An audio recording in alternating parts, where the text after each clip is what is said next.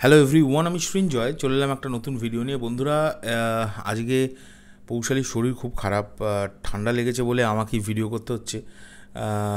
মানে বেশ ঠান্ডা লেগেছে, ওই কারণে ও শুয়ে পড়েছে বাড়িতে এসে। তো কলকাতায় গেছিলো, বেশ কটা ইন্টারভিউ সেশন ছিল, তো সেই কারণে আমি ভিডিও বানাচ্ছি। তো আমার মাথায় এখন একটা জিনিস এলো, সেটা হচ্ছে মাথায় আসার চেয়েও প্রচণ্ড দেখলাম অনেকে মানে ভিডিও তৈরি করছে, অনেক বাংলাদেশি ভিডিও ক্রিয়েটার্সরা। আমার যাদের মধ্যে আমি অনেককে, বেশ কজনকে চিনিও, তারাও এই টপিকে কন্টেন্ট তৈরি করছেন। সেটা হচ্ছে, দরদ সিনেমাটা কি তাহলে ফেব্রুয়ারিতে আসছে না? এই কোয়েশ্চেনটার উপরে কিন্তু ভিডিও তৈরি করছেন। তো আমার মনে হলো, আমি যেহেতু নিজেও একজন কন্টেন্ট ক্রিয়েটার, আমারও উচিত যে এটাকে নিয়ে কথা বলার।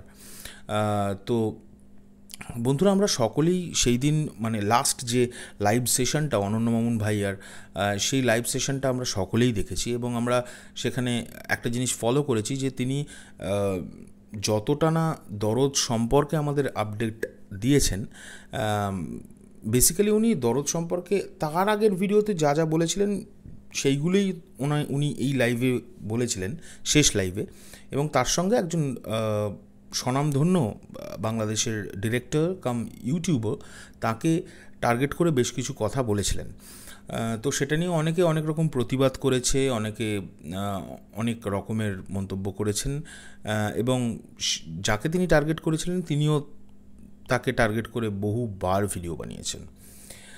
তো যাই হোক, আমরা সরোদ মিউজিক ভেঞ্চার্স, আমরা কখনো কারোর পার্সোনাল ম্যাটারে ঢুকি না, কিন্তু এই বিষয়টাতে কি হয়েছে, এই জিনিসটা এতটা পাবলিকলি হচ্ছিল যে পৌশালী এটার ওপরেও একটা ছোট করে হালকা করে একটা ভিডিও বানিয়েছিল। আমরা যেহেতু খুব একটা মানে ইনভলভ হই না কারোর পার্সোনাল ম্যাটারে, তো সেবারেও আমরা খুব একটা মানে ইনভলভ হইনি। বাট একটা কোয়েশ্চেন এগুলোর মধ্যে থেকে কিন্তু উঠে আসছেই, সেটা হচ্ছে অনন্য মামুন ভাই কি তাহলে দরদ সিনেমাটা ফেব্রুয়ারি মাসে আনতে পারছেন না? সত্যি কথা বলতে বন্ধুরা, আমাদের এইটা কিন্তু এখন ভেবেই নিতে হচ্ছে যে সত্যিই দরদ কিন্তু ফেব্রুয়ারি মাসে আসছে না। এবং উনি যেটা যেটা ওনার তরফ থেকে জানতে পারা যাচ্ছে, যেটা উনি লাইভ সেশনেও বলেছেন, ইঙ্গিত দিয়েছেন যে এই সিনেমাটা এত তাড়াতাড়ি হবে কীভাবে, এখনও ডাবিং সেশন বাকি আছে। আমরা যতদূর খবর পাচ্ছি সেটা হচ্ছে ডাবিং সেশন বাকি আছে। হ্যাঁ, তার বাই দ্য ওয়ে আমরা কিন্তু বলে দিই, আমাদের কিন্তু উনি ফোন করে কিছু তারপর থেকে আর বলেননি, যেটার জন্য আমরা বলছি যে আমরা শিওর। কিন্তু যা শোনা যাচ্ছে সকলের মুখ থেকে, যে ডাবিং সেশন এই সিনেমাটার বাকি আছেন, এবং আরও বেশ কিছু ছোট ছোট কাজ বাকি আছে। তো সেই কারণে উনি এত বড় প্রজেক্টকে এরম হুট করে হয়তো আনতে পারবেন না, উনি বলেছিলেন। বাট আমার তো দৃঢ় বিশ্বাস উনি আনতে পারবেন না ফেব্রুয়ারি মাসে। এটা ইম্পসিবল ব্যাপার, কারণ প্রজেক্টটা কিন্তু খুব একটা ছোটো প্রজেক্ট না। প্রজেক্টটা 5টা ভাষাতে রিলিজ করবে, 33টা দেশে। এবং আমি 33টা দেশ ছেড়ে দিয়ে বলছি, ভারতে রিলিজ করবে এবং বাংলাদেশ, এই দুটো দেশেই তো রিলিজ করতে গেলে যত কটা ভাষার প্রয়োজন হবে, সেটা তো ডাবিং এখনও পর্যন্ত হয়নি, এটা আমি শিওর। তো এখন সেই কটা ভাষায় ডাবিং করে এই সিনেমাটাকে নামানো পাবলিকালি, এটা খুব টাফ, এটা আমার ধারণা। এখন বিষয় হচ্ছে, তাহলে কি হবে?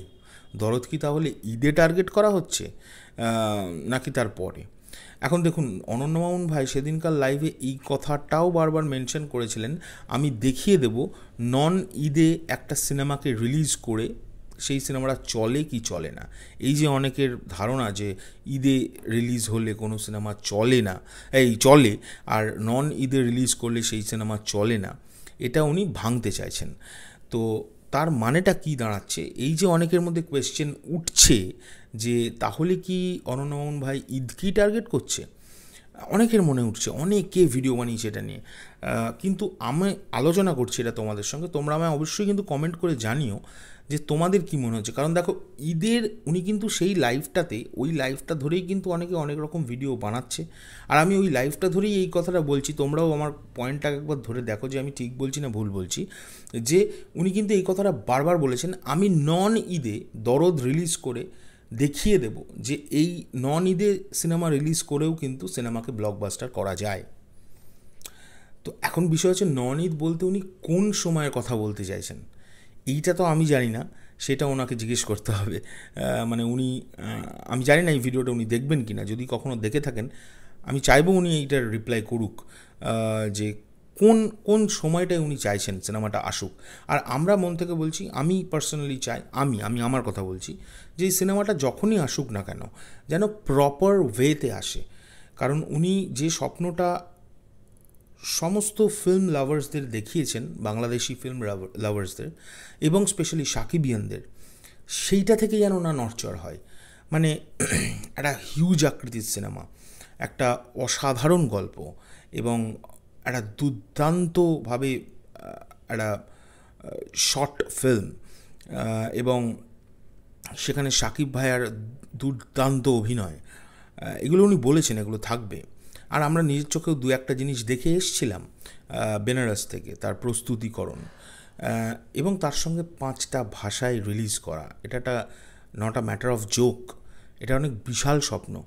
তা আমরা চাইবো এই স্বপ্নটা যেন পূরণ হয়। এবং আর একটা যে পয়েন্ট, সেটা নিয়ে সকলে যে ওনাকে পোক করছে, আমি দেখছি যে সাকিবিয়ানদের রেজিস্ট্রেশন করে উনি একটা কোনো স্টেডিয়ামে সকলের সামনে সাকিব ভাইকে নিয়ে সেই ইভেন্টটাই বা কবে হবে, এটা আমার একটা বিশাল কোয়েশ্চেন। আমি জানি না, দয়া করে যদি ওনার চোখের সামনে আমার ভিডিওটা পড়ে, আশা করব নেক্সট ভিডিও যখন উনি করবেন, হোপ সো উনি এইসব ব্যাপারগুলোকে ক্লিয়ার করবেন। তো আমরাও ওয়েট করে আছি কবে ইভেন্টটা হবে। কলকাতা থেকে শুরু করে ফুল ইন্ডিয়া জুড়ে, ফুল বাংলাদেশ জুড়ে একটা ইভেন্ট উনি করার কথা ভাবছিলেন। তো সেই ইভেন্টটা কী, সেটার আপডেটস কী, সেগুলো জানার জন্যও আমরা কিন্তু ওয়েট করে আছি। এখনকার জন্য চললাম। তোমাদের যদি মনে হয় আমি ঠিক কথা বলছি তাহলে কমেন্ট করে জানিও, আর কোন কোন কথাগুলো আমার ভুল লাগলো সেটাও জানিও, কোন কোন কথাগুলো তোমরা একমত হলে সেটাও জানিও। আর কাউকে যদি আমার এই কথার মাধ্যমে পার্সোনালি হার্ট করে ফেলে থাকি, I am very sorry, extremely sorry. আর চেষ্টা করো ভিডিওটা সকলের মাঝে পৌঁছে দেওয়ার। এখনকার জন্য চললাম, আর পৌশালির জন্য দোয়া করো যেন তাড়াতাড়ি সুস্থ হয়ে ওঠে। খুব শরীর খারাপ হয়েছে, ওই কারণে ভিডিও বানাতে পারছে না। তাই আমি যতটুকুনি চেষ্টা করছি ভিডিও বানাবার। দেখো, আমাদের ভিডিও করতেই হবে, শরীর ভালো হোক খারাপ হোক, সময় খারাপ যাক ভালো যাক, কারণ এটা আমাদের কাজ। সো সেই দিকে নজর রেখে সাথে থেকো, পাশে থেকো। এখনকার জন্য চললাম, টাটা, বাই।